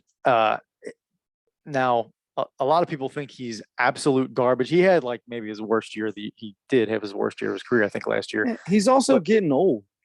He is, but he does a lot of good things for you. He also gets himself in trouble. He's also gotten himself suspended at important times in playoff games. He has gotten suspended for too many technicals. And then he has this, sometimes he gets into this victim thing, like everybody's out to get me, like Rasheed Wallace used to be, where it's like, Don't act like everybody's you- going after me to give me technicals more than anybody else. Guess what? You put the target on your own back, brother. You put the target on your own back. It's the same with Rasheed. Stop swinging at people. Stop pushing people. Stop antagonizing everyone, and they're not going to look at you that Yeah. way. But once you get that, listen, I mean, these referees don't want a game to get out of hand. That's the last thing they want. And if you are known for being someone who can make a game get out of hand, guess what? You got a target on your back now. But you did that to yourself. Absolutely. You are not a victim. And so what he did to Jordan, I don't know if he really went completely out, but he punched Jordan Poole, and it looked really bad. You got knocked up. Out. And it did, and it was so bad. See, here's the thing. So many different people, and I'm just looking at people in the league and who used to play in the league, and even in other sports too. A lot of people chimed in on that. And some guys were like, even some guys that surprised me were like, this is the worst thing ever. Draymond should be prosecuted. People were saying like, All right, come on. I know, but which by the way, we won't even talk about the Devontae Adams thing, but holy cow. Anyway, so some people were like, this is assault. This is even like athletes. Some athletes are saying this. And then some guys were like, what are you guys talking about? This stuff happens all the time. Who cares? It's nothing. Mhm. It will be gone tomorrow. It was not gone tomorrow because he had to take a leave from the team for a few days. He is coming back tomorrow, I believe I saw, but he had to be gone for most of this week. And, guys have been asked, of course, Steve Kerr is going to be asked about it. Steve Kerr, probably the most notable person to ever get punched in a practice by a teammate. Yeah.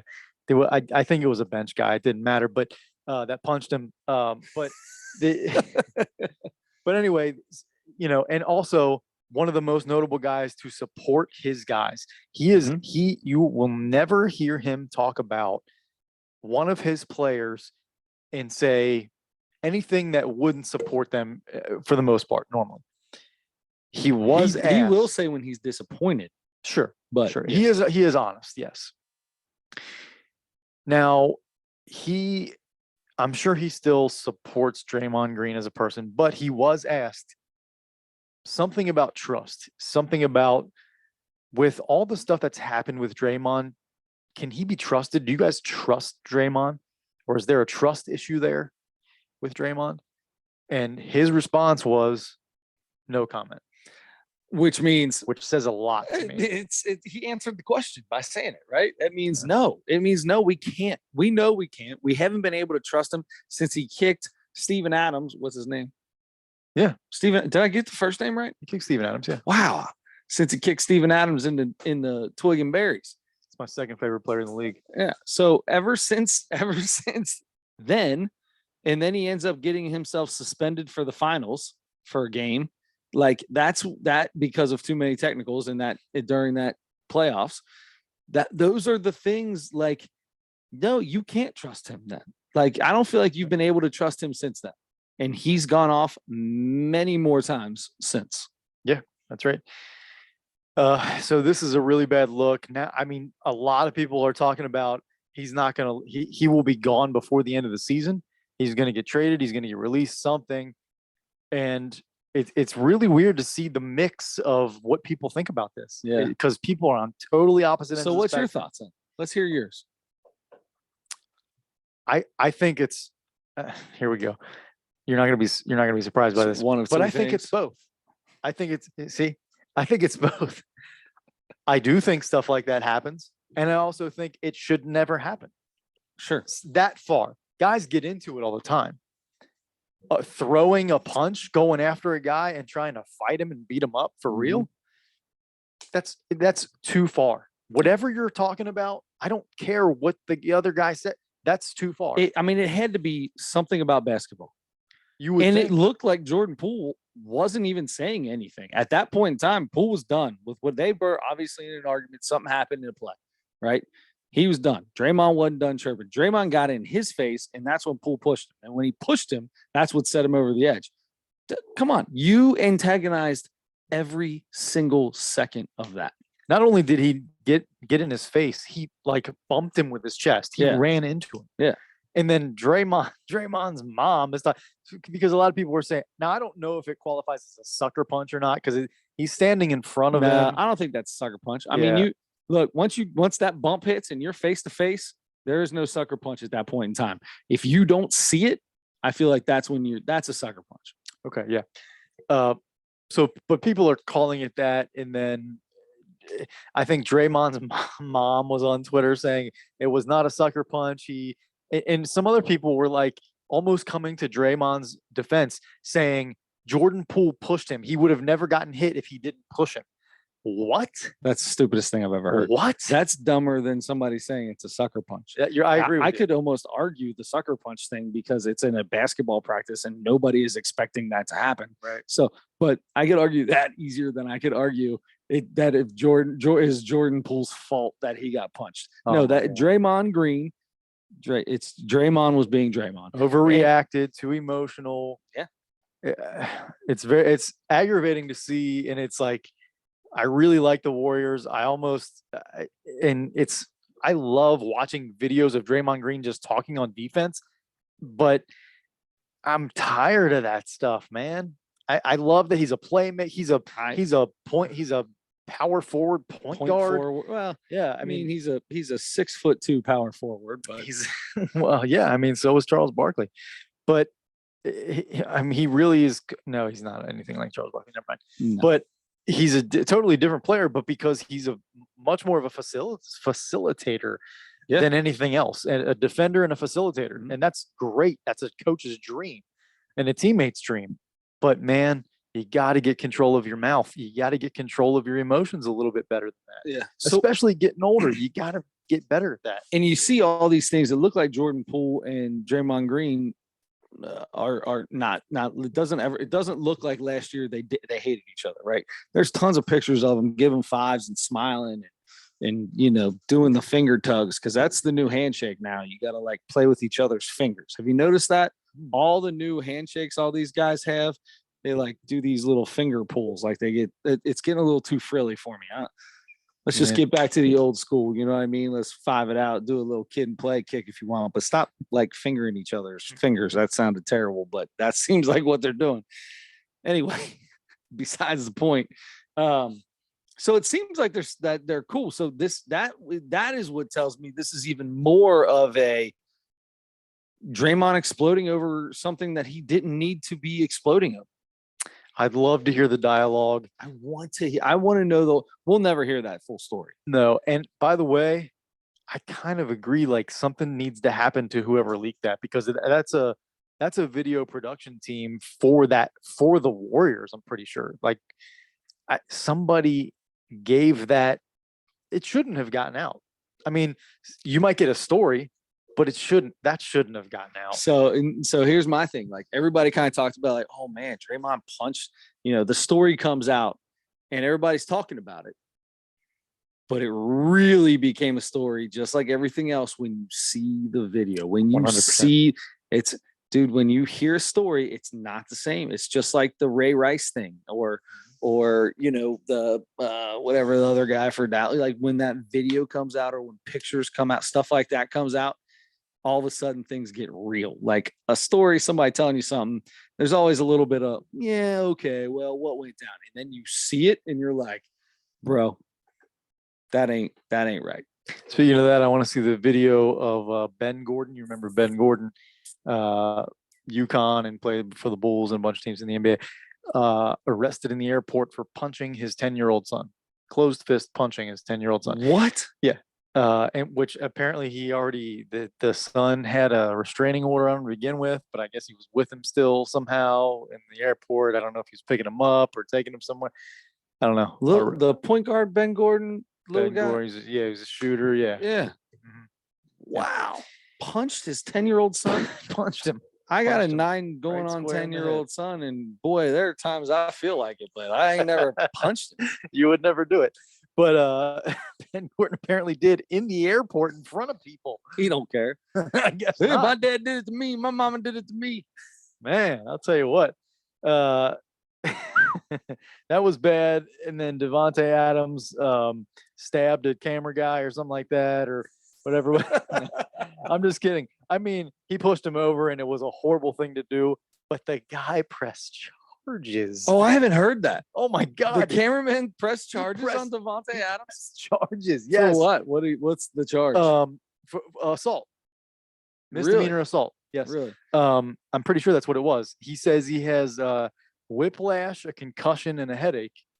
And he, I mean, I don't, maybe the fall was a lot worse. Maybe the camera equipment made it a lot worse or something like that. But I mean, he got pushed down legitimately, and it was a horrible thing. I mean, it was so stupid of Devontae Adams to do that. But I mean, a guy pushes me. A guy pushes me down. I guess if I'm really hurt, if I'm a cameraman at an NFL game and team just lost by 1 and their star receiver got 2 passes or something, did like nothing in the game. he got a touchdown pass. Oh, I don't know what he did, but he was frustrated, right? He And, was frustrated. and you walk directly in front of him as he's leaving. You know, I mean, I'm not going to say that. I mean, but that's probably going to don't walk directly in front of him as he's walking out. Here's the thing. Devontae Adams is walking out. The cameraman is also walking to something else. Yeah, he crosses paths, right? They're crossing paths. So, but who's to say he should be careful and not get in his way when they're both walking this way? I'm telling you, the big bad testosterone filled guy who just lost a 1-point game is the one that I gotta. I'm not getting in. I'm letting that dude walk. I'm not not stupid. Be aware of that, especially you're crossing the tunnel and people are coming. He should have been more aware of who. I'm not saying what Devontae Adams did was right. I'm just but I mean, people are talking about what including Devontae Adams, like he walked right in front of me, and he did. But Devontae Adams also walked right in front of that guy.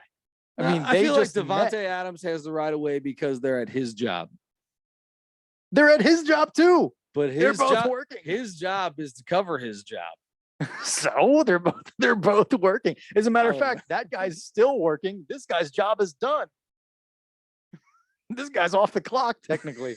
This guy's still taking pictures. The wide receiver's off the clock. That's true.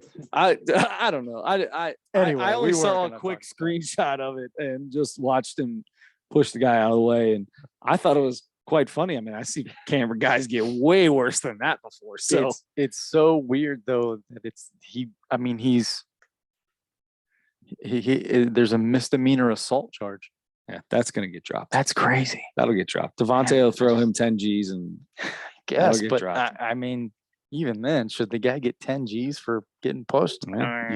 Here's my, you know what though? Actually, you know what the smart thing on Devontae Adams' side would be is he's got the cash, bro. He just signed a big contract. My man has got some money. Well, he's gonna get fined anyway. Sure. Well, that's fine. He can get fined. What I'm saying is he's got the money to get lawyers. So if this dude wants to press charges and I'm Devontae Adams, I'm not settling. I'm going to say, all right, get your lawyer now and let's go to court. Let's go to court over this. And then I'm going to have like 7 or 8. I'm going to keep doing things to where, what do they call those? Where they push it off. Oh, yeah. I know what you mean. Injunctions or something crazy. I don't know. I'm not a lawyer. But I would have my lawyers keep filing those. So he's got to keep paying a lawyer to show up there and then pay a lawyer to show up there and then pay a lawyer to show. Yeah. Who's going to run out of money first, old man? Here's the only thing. That guy was a freelance photographer for ESPN. Okay. ESPN may have lawyers that they provide for that guy. He may not have to. You think ESPN is going to provide? He's a freelance, so he's W-9'd by ESPN. He doesn't work for ESPN. ESPN is not going to give him. If this dude wants to press charges, this is all on him. ESPN is not giving him nothing. Yeah, he doesn't work for ESPN. If it was, Stuart Scott, no, he's working for himself. I mean, he works for himself. He's being W-9, so they're not taking tax. I mean, he's an outside contractor for ESPN in that moment. But there's nothing. ESPN has zero liability with that dude at all. Like they're literally the only thing they're doing is paying him money. They have zero to do with him outside of that. Yeah, they P4'd him or X XYZ'd him. Yeah. All right, let's get into the last thing here. Did we cover everything we needed to with Draymond? Sure. All right. Oh, what do you you said, what do you think? I asked, what do you think should happen? And you said both. Okay. Yeah, that's what happened. Yeah, that was it. Yeah. I mean, it sounds like they talk to each other and they're good now. I don't care. Whatever. Just let them play. Yeah. I say let them play. But people are talking about like, it's too many times now. He's gonna really start. It was getting too under many people's times the skin. first time. Yeah. I don't know about too many times now. At some point, I've been it's talking gonna about really how grate he on is him. a cancer on that team for a long time. No matter how much everybody loves him and what he does for that team, I agree. Now, what he does is tremendous when he's on the court. But I can't. He's a bully. He's a punk. Like there's nothing cool about Draymond Green in my eyes. Okay. All right. So you don't listen to his podcast then? I don't listen to podcasts, but if I did listen to podcasts, I wouldn't listen to Draymond Green's podcast. It's the most important one in the world. But if that's you the thing ask him. is that may not be bad. Like I'm not saying Draymond Green off the court is not a bad person. On the court, like we've talked about, he talks about it. He lets his emotions get too much of him. He said, I believe in his press comments, I probably do let my emotions get to. No, there's no probably. You do, which is a good thing and a bad thing, right? Like there's good and bad to everything. That's what gets me. And if he was on the podcast, like was it him and Shaq or him and Charles Barkley a few years back, where one of them basically was saying the same thing. Like, you got to stop. He's got to stop doing what and he came on. He's like, you going to say what you said before about me? And he was like, yeah. Like, you're talking to Charles Barkley or Shaq, dude. They don't give three craps about you, bro. They're going to still tell you exactly what they think. Yeah. Yep. Yeah, especially Chuck. I mean, and I think that's who it was. I think it was Chuck. I think you're right. And Chuck's like, for real? Like, yeah. 100%. You do this, and this is what's going on. You got to stop, blah, blah, blah. And he's going, because that was when his mom was tweeting at Chuck, saying all kinds of stuff at Chuck, too.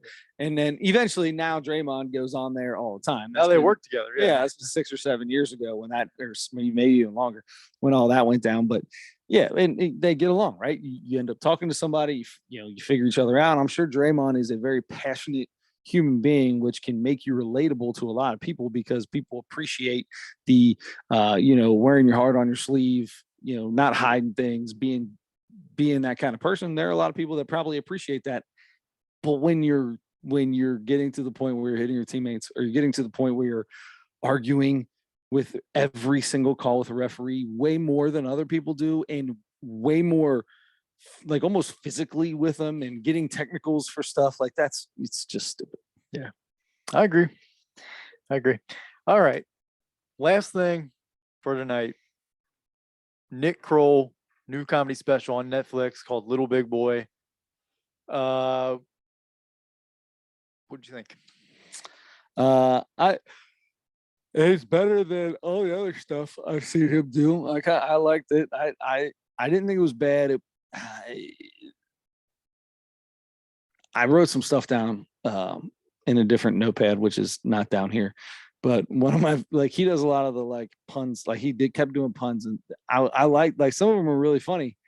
But then towards the end of it, every time he did one, he would say one, and then he would go and hide and do this weird walk. That got on my last nerve. That was stupid.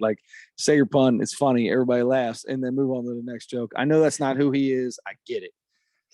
But when he was talking about how he had to drop a deuce really bad, and he was in karate, and he was at school resurrection, and he's a Jew, all that funny stuff that came with that, which was really good. And then he did it with a bunch of Irish firemen or something like that, was really funny as well. But when he said, and when you're walking down the halls of somewhere new and you're just looking around at all the stuff there, they got all these positive posters. One is of Jesus and says, "Hang in there." That was, I laughed. Hang in there. And he's arms out to the side. I thought that was hilarious. That was so good. That was pretty. That good. was one of my favorite ones. When he was talking about kids that, obviously every time somebody's talking about kids not eating, or, all the funny stuff that goes with that. I like that. I'll just say this. I didn't have high hopes for this going into it. I wrote down score here, and I'm gonna keep it as is. It's probably way lower than what you have, because I'm sure the way you have this love affair with him, you probably got like a 4.5 or 4.6. But I did think it was good, and I did laugh. And I gotta say, at the very end, when he was talking about watching his wife have a kid, I really, really, really was expecting him to say, and then she pooped, because when women have babies, they always crap themselves. Just is what it is. And a lot of the stories were about bubble guts, which I love. Bubble gut, pooping in your pants stories. I think those are hilarious. I love anything that has to do with pooping or farting. You know me. I love that stuff. I've crapped my own pants driving down the road, just like Mr. Kroll's done a couple times. Seems like he has a lot. Yeah, it has. So that was good. But then he did, and then he was talking about how he gives toasts and all that stuff. When he started talking about moms and he got a little serious there. I really don't get into that very often. I hate that usually. And he eventually kind of at the end kind of said, just call her, or make sure you're on your way somewhere, so there's a definite cutoff. I actually really appreciated that little stop segment. You know what I mean? It was that was kind of cool. Yeah. I did like that. And he was good, man. I laughed quite a few times at a lot of different stuff. I gave him a 3.8. It was really good. It was really good. I thought it was. I would watch it again. I don't know if I'd watch it again, but I would tell somebody to watch it. Yeah. Yep. That's a good call. Yep. All the jokes you mentioned, I liked myself. He was talking about getting his heart broken, and which everybody can relate to, but he was talking about how, she wanted a certain type of guy or something, and he's not like he's like, I don't ride motorcycles. I'm not that kind of guy. He's like, I'd be the guy like at the very back, like, I'm not gonna make the light. I'm gonna get lost. I'm gonna get separated from the fellas. Yeah. He did the Jake, the cool guy Jake, and when he was going back and forth between cool guy Jake and the other one, that was pretty funny too. Yeah. He was talking about smoking. He's like, I was so good at smoking. I could blow rings. He's like, I could do all the cool stuff about smoking. I could blow rings. That was good. That was good. I did like the pun. I love puns. Anyway, yes, I like this a lot. I did. I laughed a few times out loud. And I'll be honest, like the first minute, I was like, this feels like it's gonna be slow, man. I'm not sure I was excited about it. 100%. The very first joke felt like it was gonna be slow. Yeah. Was the first joke wasn't the karate joke, was it? Did he go straight into No, I don't. whatever that first part was? I was like, here we go, man. He's obviously the reason he does all that wacky crap is because he can't do the stand-up comedy stuff that he's trying to do. I did think that. You were thinking that at the beginning. Yeah. Gotcha. With that very first, whatever it was. Yeah. Yeah. And then he's talking about his dad, and he was like, and now I'm a comedian. And that's how he ended that first little joke thing. Yeah. Anyway, I liked it. Overall, it was good. You gave it a 3.8, 3.9. I had written down. 3.9. Nice. We were really close. We were You know what else almost I the like was the all right. So if you're an oldest child, if you're the oldest child, let me hear you a couple, or raise your hand or something like that. And very little hooing and hawing. He's like, look at all you guys. Look at all those hands up. Look at you guys following directions. And he's like, if you're the youngest child, and let me, he said, raise your hand, and you just hear screaming. He's like, he played that so well. I'm the greatest. I'm the one that everybody. Oh, so I thought that part cracked me up. If you're the middle child, raise your hand. No, actually, nobody cares. Nobody, nobody cares. Yeah, that was good.